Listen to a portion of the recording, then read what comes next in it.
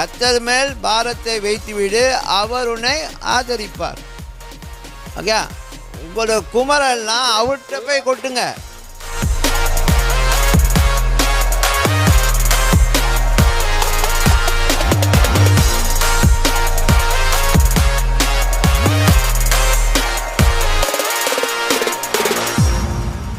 சரி, அது மாதிரி நீங்களும் ஜாக்கிரதையாக இருங்க. சில பேர் உங்களோட ரொம்ப நெருக்கமாக ஆவாங்க, அப்படியே நெருக்கமாக ஆவாங்க. ஆனால் உங்களோட எல்லாத்தையும் தெரிஞ்சுக்கிட்டு அப்புறம் உங்களை பற்றி மட்டமாக பேசிக்கிட்டு இருப்பாங்க. ரொம்ப கேர்ஃபுல்லாக இருங்க யாரை உங்கள் பக்கமாக சேர்த்துக்கிறீங்கன்னு. ரெண்டாவது, ரொம்ப கேர்ஃபுல்லாக இருங்க, எல்லாருக்கிட்டையும் சொல்லிடாதீங்க. பார்க்குறவங்கள்ட்டலாம் உங்கள் சோக கதையை சொல்லிகிட்டு இருக்காதீங்க. சரியா? பார்க்குறவங்கள்ட்டலாம் போய் சோகம் வீட்டில் நடக்கிறதுலாம் போய் வெளியே சொல்லிக்கிட்டு இருக்காதீங்க. இதுக்கு பேர் ஓட்ட வாயின்னுவாங்க, மூலோட் போச்சோர். சரியா? மூலோட் லோபாங்கல்ல, மூலோட் போச்சோர். ஏன்னா ஏற்கனவே லோபாங்க இருக்குது பாருங்க, இங்கே போச்சோர். சரியா? பேசுகிறதெல்லாம் வீட்டில் நடக்கிறதெல்லாம் போய் பேசுவாங்க. ஓகே,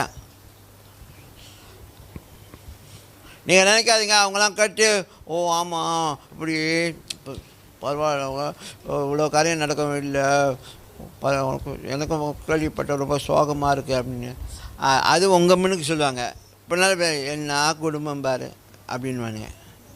கேடு கட்ட குடும்பம் அது அப்படின்னு. தேவையா அது? தேவையா? இங்கே போய் எல்லாம் சொல்லிட்டுருங்கன்னா உங்களை உங்கள் மேலே பரிதவிக்கிற மாதிரி இருப்பாங்க. ஆனால் பிற்பாடி பின்னால் போயிட்டு மற்றவங்கள்ட்ட பேசும்போது அதுக்கு வேறு வேலையே இல்லை, எப்போ பார்த்தாலும் குடும்ப காரியத்தை எங்கிட்ட பேசிக்கிட்டே இருக்குது, நமக்கே தலைக்கு மேலே காரியம் இருக்குது, இது வேறு அது குடும்பத்து காரியத்தை பேசி நமக்கு டென்ஷன் ஆக்கி விட்டுருது அப்படின்னு. ஏன் குடும்பத்து காரியத்தை அங்கே பேசணும்? அப்பா கிட்ட பேசினாலும் ஒரு காரியம் நடக்கும். ஹலோ, அப்பா கிட்ட பேசினாலும் ஒரு காரியம் நடக்கும். ஏன் அங்கே போய் பேசிக்கிட்டுங்க? ஆண்டவர் தான் சொல்லிட்டால, உன் பாரத்தை என் மேலே வெய்யி, கர்த்தர் மேல் பாரத்தை வைத்துவிடு, அவர் உன்னை ஆதரிப்பார். ஓகே, உங்களோட குமரெல்லாம் அவர்கிட்ட போய் கொட்டுங்க. அப்பா கிட்ட போய் சொல்லுங்க, அப்பா இவ்வளோ காரியம் நடக்குது, இவ்வளோ காரியம் எனக்கு கஷ்டமாக இருக்குது, வேதனையாக இருக்குது, ரொம்ப ஸ்ட்ரெஸ் ஆகுது அப்படின்னு சொல்லி அவர்கிட்ட சொல்லுங்கள்.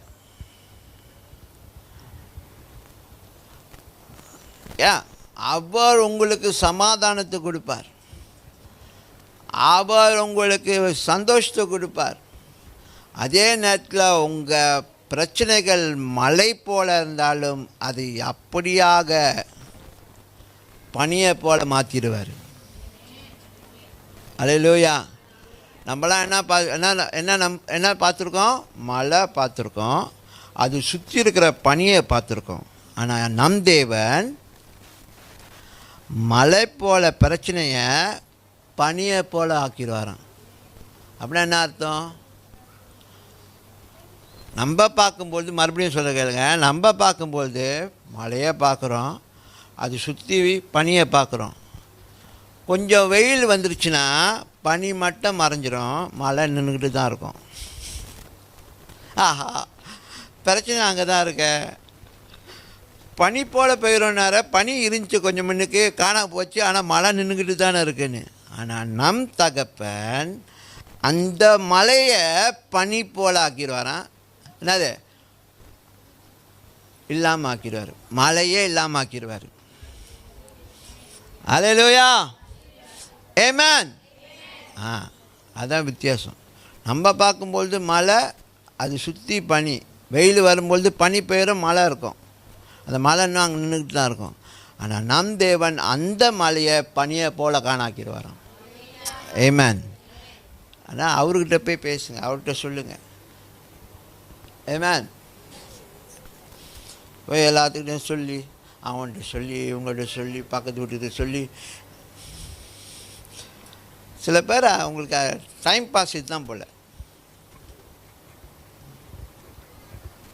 ஓகே, பி கேர்ஃபுல்லா.